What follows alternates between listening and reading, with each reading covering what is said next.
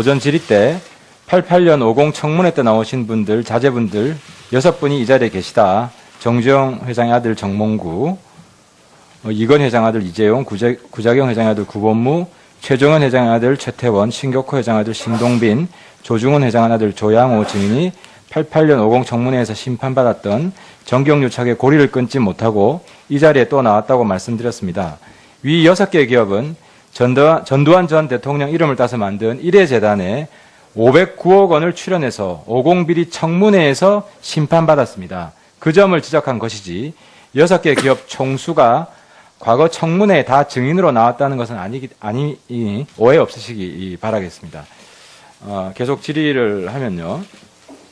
먼저 우리 송경식 증인께 여쭤보겠습니다. 아까 이미경 회장이 압박을 받았지 않습니까? VIP 눈에 띄지 마라.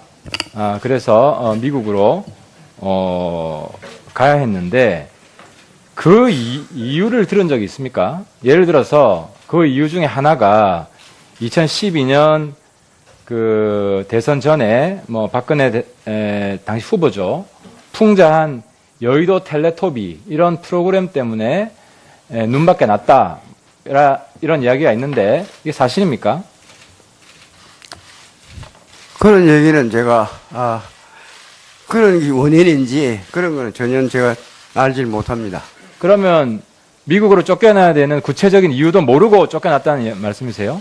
미국으로 간 거는 그 당시에 미국으로 간 게 아니고. 이미경 회장이 물러난 이유, 눈에 띄지 마라고 한 그 이유에 대해서. 1년 한 2개월 후에 미국으로 갔기 때문에. 미국 간 거 말고 네, 아무튼 네. 눈에 띄지 마라. 네. 라고 한 이유가 뭐냔 말이죠. 저도 그건 잘 모르겠어요. 이유도 모르고 그냥 수용을 한 거네요? 예. 수용을 했다기보다도 그대로 근무를 했습니다. 그러면요, 제가 처음부터 정경유착의 고리를 오늘부로 완전히 끊어야 된다는 말씀을 드렸는데, 구본무 증인 말씀해 주십시오. 과거 노무현 정권 때까지는 대선 자금을 아예 걷었잖아요. 그죠? 대선 자금을 아예 걷었고, 그리고 MB 때부터는 대선 자금은 걷지 않고, 예. 대선 자금을 안 걷고, 그 이후에 이제 당선되고 나서 준조세 형태로 무슨 재단에 돈을 내거나 이런 식으로 했잖아요. 그래서 미소재단이나 돈을 냈지 않습니까? 그리고 예. 이번에 미르 K스포츠 재단도 비슷한 맥락인데 이렇게 권력의 눈치를 봐야 되는 못 내겠다. 나는 이렇게 말 못하는 이유가 세무조사 때문입니까?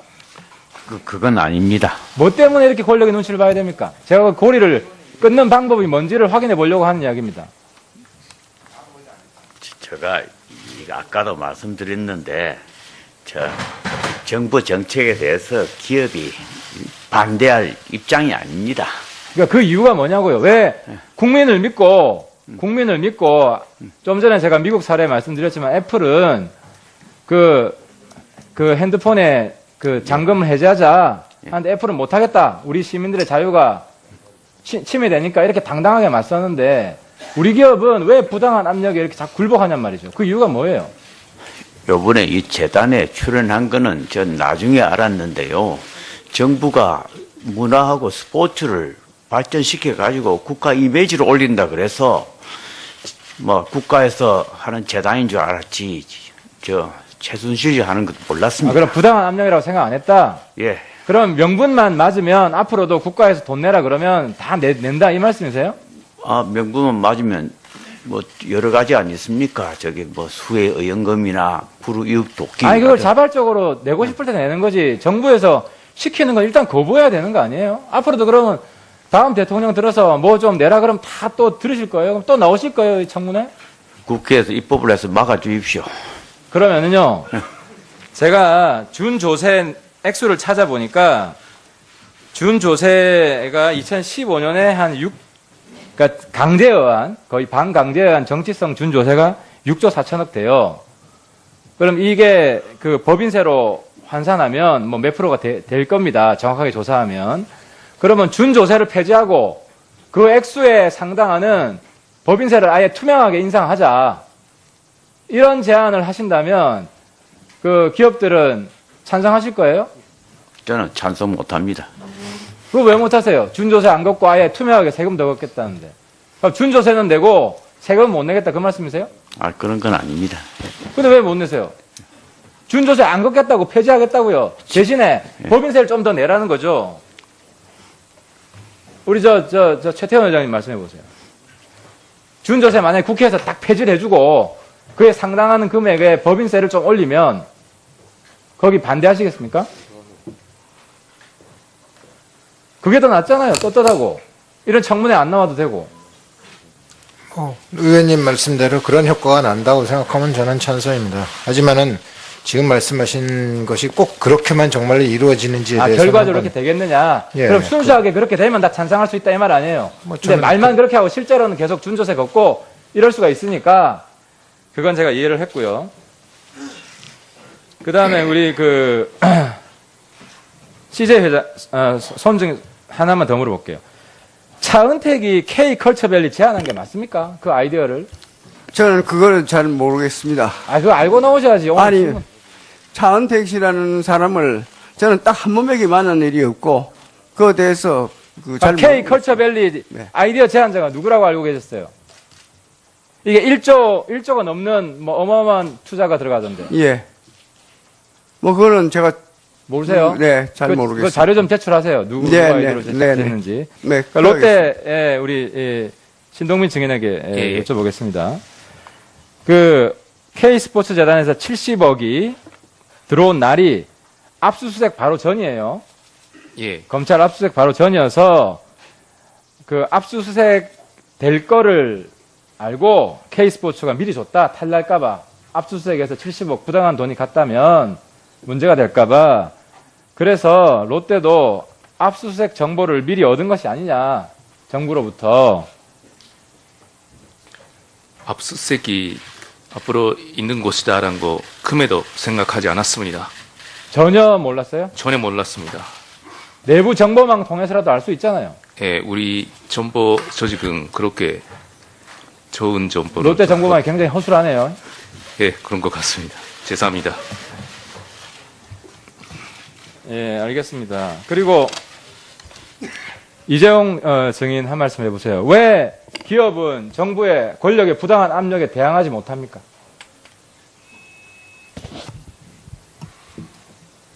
예, 이재용 증인 답변 한번 해보세요.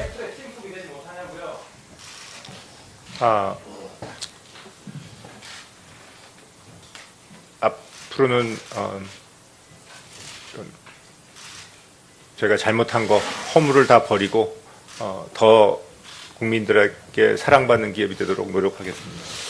예, 하태경 의원님 수고했습니다. 다음은 박범계 의원님 질의하십시오. 네, 대전 서구울 출신의 박범계 의원입니다. 오늘 이재용 증인은 나오셨으니까 실체적 진실에 조금 가까이 다가가는데 협조를 좀 해주셨으면 좋겠습니다. 검찰에 출두하셔가지고 거기서도 검사 앞에서 오늘과 같은 태도와 내용으로 진술했습니까? 아는 대로 진술을 했습니다. 오늘 내용보다는 보다 더 구체적입니까?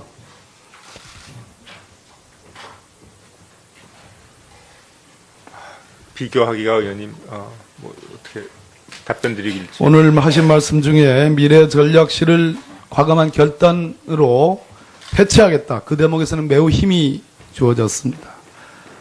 본 의원의 질문에 전경련 활동하지 않겠다. 회비 내지 않겠다. 더 나아가서 탈퇴하겠다까지 나왔습니다. 과연 세계 50대 기업에 들어가는 삼성의 전략적 단위다운 말씀입니다.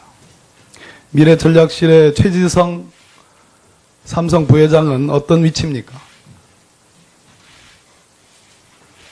최지성. 네. 어떤 지위를 갖고 있습니까? 미래전략실이 이름은 많이 바뀌었지만 저희 창업자이신 선대 회장께서 만드신 조직이고요. 아니요. 최지성 부회장은 어떤 지위입니까? 그냥 부회장으로 불릴 뿐입니까? 미래전략실의 멤버는 맞죠? 예, 맞습니다.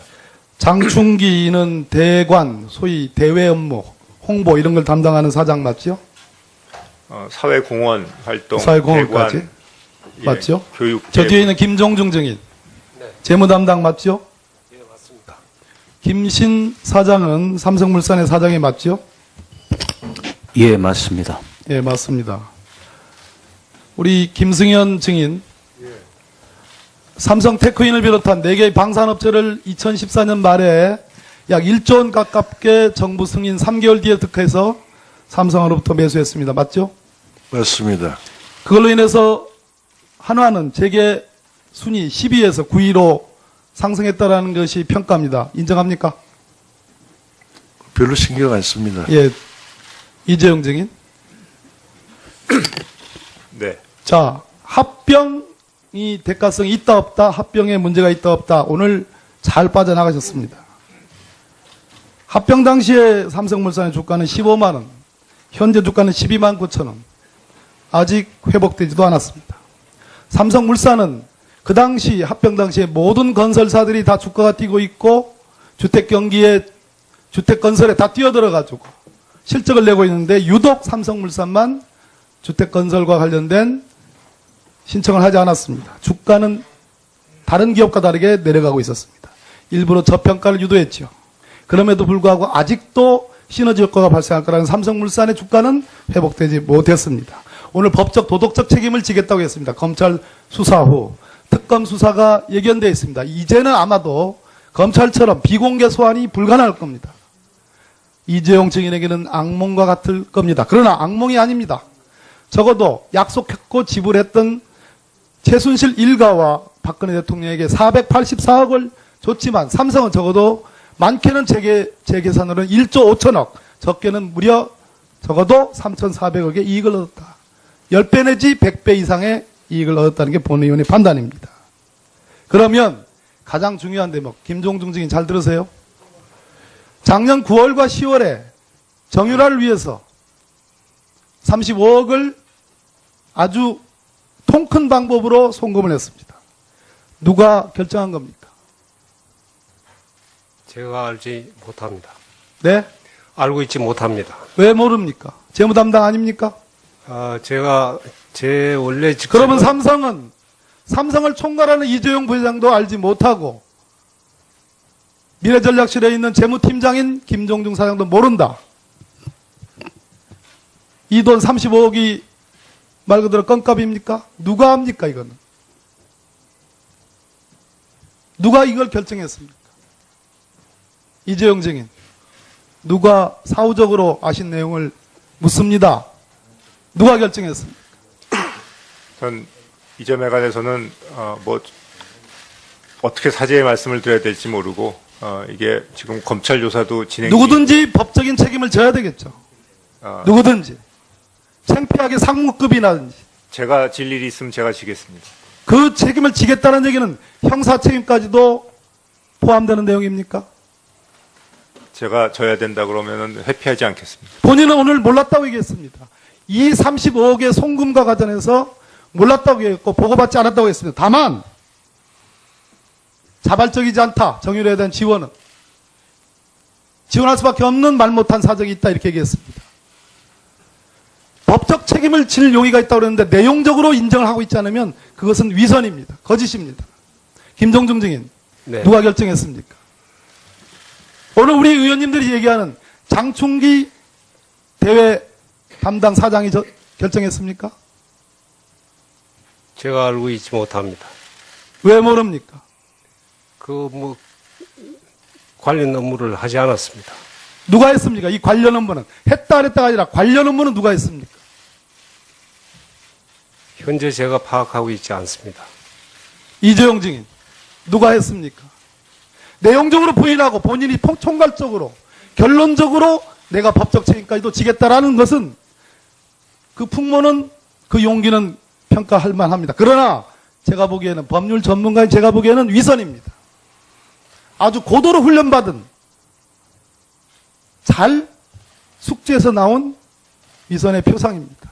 그렇게 하지 마시고 적어도 이 부분에 대해서 자 대통령이 말하는 문화창조, 문화융성 대통령을 만났을 때 설마 정유라에게 말자금으로 승마자금으로 돈 좀 주십시오라고는 하지 않았을 것입니다. 이것은 적어도 대통령이 표방하는 문화창조나 융성과는 무관한 일입니다. 사적으로 권력자 최순실의 가족에게 보낸 겁니다. 누군가 책임을 져야 됩니다. 누굽니까? 이재용 증인. 전 이 부분에 관해서는 다시 한번 사죄드리고